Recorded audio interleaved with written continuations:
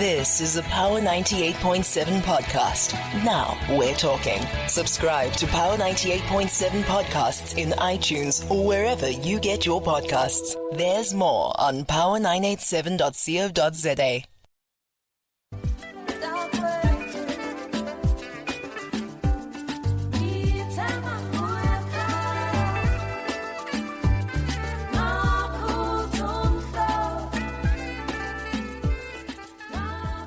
At exactly 20 minutes to 5, Power Up on Power 98.7. Now we are talking. Message on WhatsApp 0833037093 says Moni Marara. So the racist whites who have left for America qualified to have dual citizenship. I wish we could be having the government that will deny them citizenship of this country. That is Modise Tiro in Geelhout. And I mean, there's been that whole question of dual citizenship. How does it work? How will it work? But I mean, again, are these refugees being offered a citizenship in America? Are they going to be Americans? What makes you American, you know? Look, for all his stupidity, Trump is showing exactly how stupid he is. Because you are busy sending people away, but you're bringing in others to give them. It's madness. But those that want to leave, guys, they should leave. They can leave. They are leaving, actually. And that's why I'm saying I wonder what would happen if I rock up there as a black person and say I also want to leave. That time ke batla ikela ha kena chelete ya ya Disneyland. Ka fetsa beke go Disneyland mola and then ka boa. Batla reng. Anyway, let's move on to our first conversation of the morning. Joburg City Mayor Dada Morero announced that he will be introducing a bomb squad, as it were, to tackle the city's dire states. The bomb squad will be led by ANC veterans Snuki Zikalala, and he also revealed this during the State of the City address at the Johannesburg Council this past Wednesday, that some of his plans include adding an economic work team within the presidential package, declaring a state of disaster for crime and lawlessness from July 2025, and also declaring war on potholes, illegal connection, land evasions, illegal mining operations, illegal dumping, and undocumented migrants. Political commentator and author of Blame You on Apartheid, Tammy D. Malinga, joins us now to talk to us about these plans by the mayor. Tammy, good morning. Good morning, Kwena. How are you? I'm fine, and yourself? And good morning to all the Power Up listeners. Thank you so much for always making time. We appreciate that. I think before we go into his plans, there are also plans to have him removed.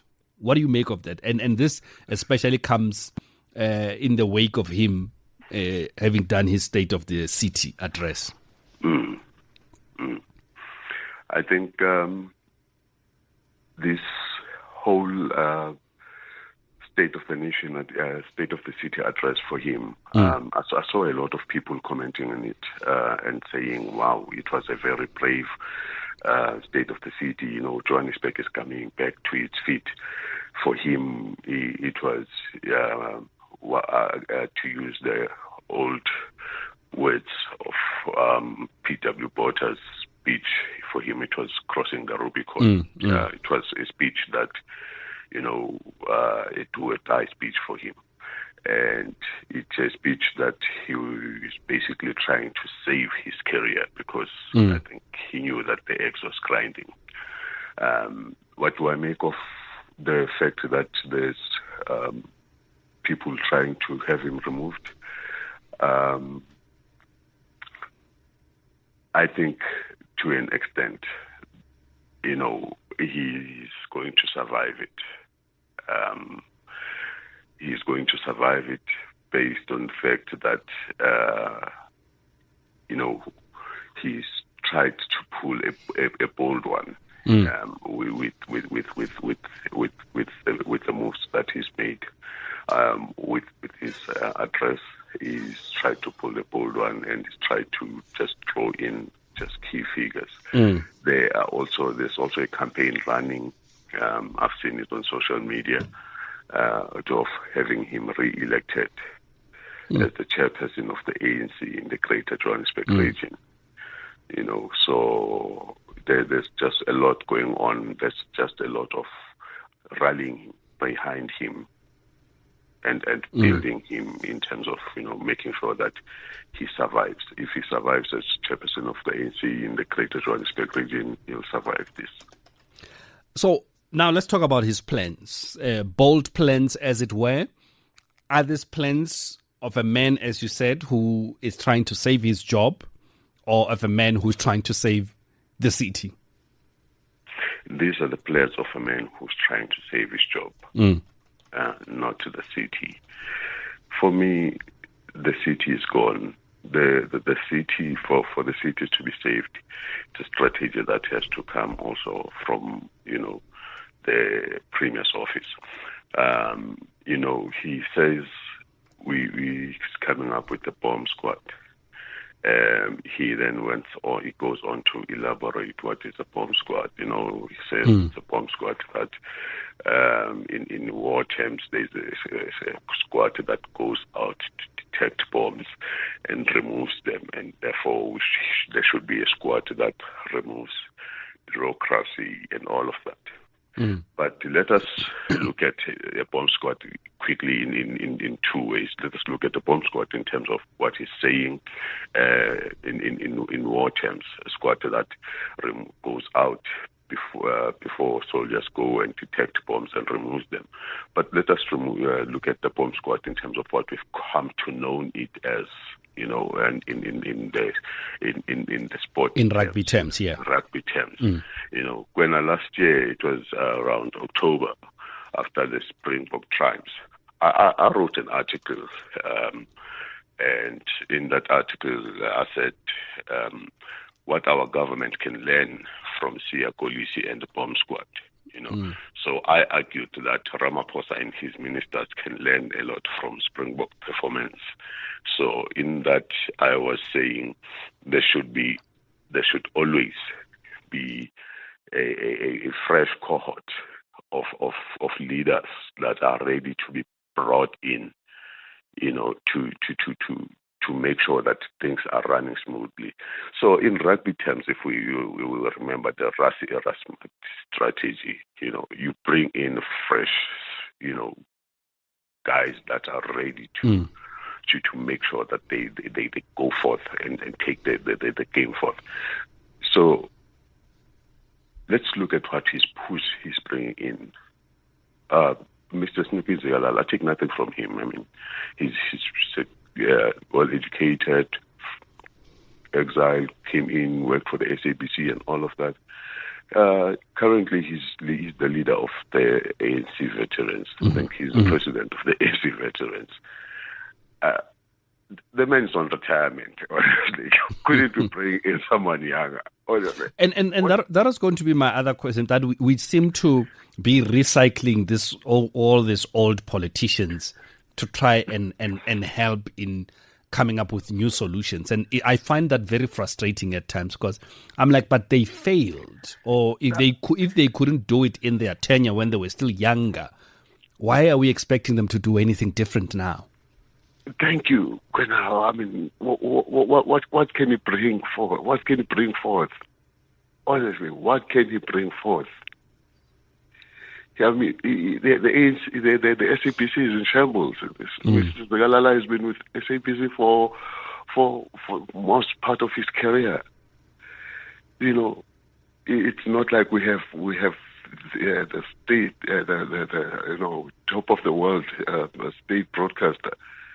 So I don't see him bringing anything.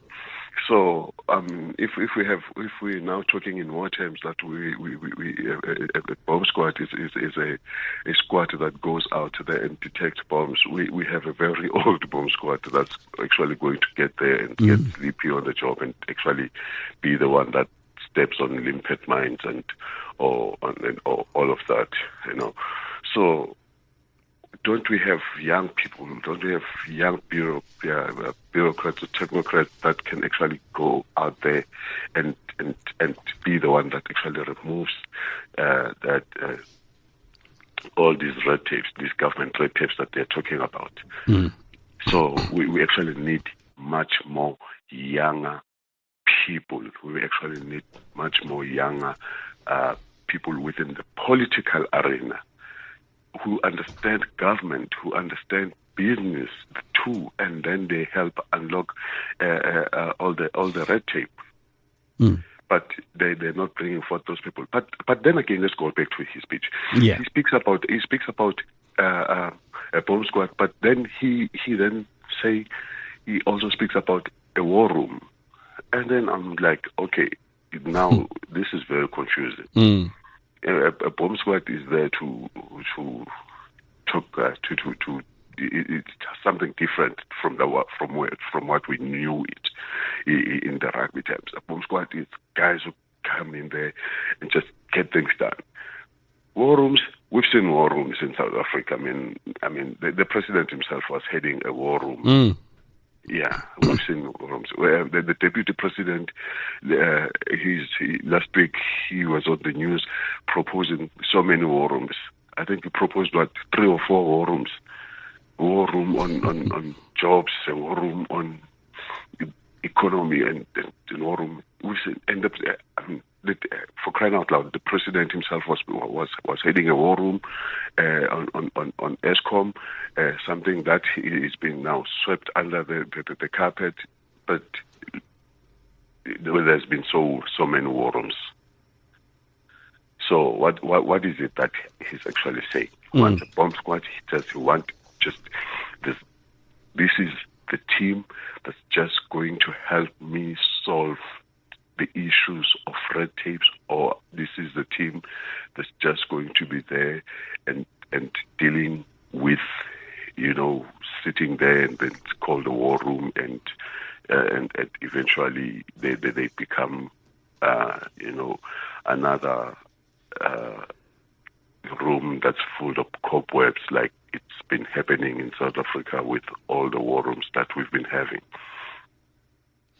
The other issues, that he's talking about, he says there's been a decline in service delivery protests. Intergovernmental, regional and state-owned entities are collaborating to fast-track service delivery. Is it something that is visible or speech? Is it something that the people of Johannesburg say, well, yeah, we are seeing this service delivery that he's talking about? When there's been a decline in service delivery protest because people are just docile. People are protest fatigued. Let us be honest. In terms of all these parties passing people, and then we are going to gather at Mary Fitzgerald and then march up Bree Street, which at some point now it's blockaded, and then march up Resik and then go to the mayor's office. People are tired, Kwena, because they know that it's not going to result in anything. And besides that, which party is going to pass them now? Because all of them are to quote the words of one wise man who had appeared on TV, they are all together in the crooked place. Yeah. These parties are now all together in the GNU. So which party is now going to pass people there? People are just service delivery fatigued. They know it's not going to result anything. So that's why we are not seeing service deliveries. Yeah, I want to talk about looking at the issues of time. He mentioned things like illegal connections, which is a big problem in Johannesburg, in Gauteng, and I'm sure other areas too. Illegal mining operations, illegal dumping, but also, which I'm sure something a lot of citizens of Johannesburg worry about. We know that Herman Mashaba used to be very strong on this issue of undocumented migrants. Is that him speaking the right language to the people when he starts mentioning and touching on those issues that one would argue that that's exactly what the people are bothered about. That, an ordinary Sipo on the street is worried about illegal connection, is worried about that undocumented migrant that will probably take his job or rob him or commit crime and so on. Is that him trying to at least speak to the people and look like he's in touch with what people are doing on the ground? That is not him speaking to the people. That's him speaking to politics. Those are issues that parties like the DA will want to tackle. Parties like your Action SA will want to tackle. So the DA is not in the GA in the PNU. Yes. Let me put it like that. So they will rather raise those issues of illegal connections to say, listen, in as much as we are not rolling with the DA, we want to tackle these issues head on, But we know that they've not been very steadfast in tackling illegal connections and all of that, the issues of illegal immigrants. The ANC has been quiet on illegal immigrants for 31 years. The ANC has been quiet on illegal mining for 31 years. So them speaking about it now, especially illegal immigrants, it's speaking in terms of local government elections for next year, because every South African is saying we do not have jobs because our jobs are taken by illegal immigrants. So they're speaking elections. They're speaking positioning themselves. They're speaking, the ANC Johannesburg or the ANC Gauteng positioning itself for leadership. If you can hear it, I mean, I listened to that part and I was like, okay, this part seems to have been edited by and just slotted in there by the Premier himself, because the Premier is now also speaking a great deal of anti-illegal immigrants all of a sudden. That has never been ANC speak for 31 years. So just finally then, looking holistically at Mayor Dada Morero's speech and the response, what do you think needs to be the right action going forward? Is it about making sure that whatever promises that he has made, he delivers on for people of Johannesburg to take him serious? Or again, it was a question of politicking. Say the right things, act like you're doing the right things, and convince the people that you are on their side. It was what people of Gauteng and have come to call Sufism. I think now we're going to come up with another term of Moreroism. Moreroism or something. Or, Dadaism. When I'm better Dada. When I scan better Dada. It was just politicking. For me, it was just politicking. The city for me is just on its knees, as Fanon said. This city is on its knees. He wanted to say the right things, but it's just politicking, using just the right words, just politicking for me, honestly. Right. They couldn't have done it long time ago. So now, just politicking. Tammy, we're going to have to leave it there as always, but thank you so much for always making time to speak to us.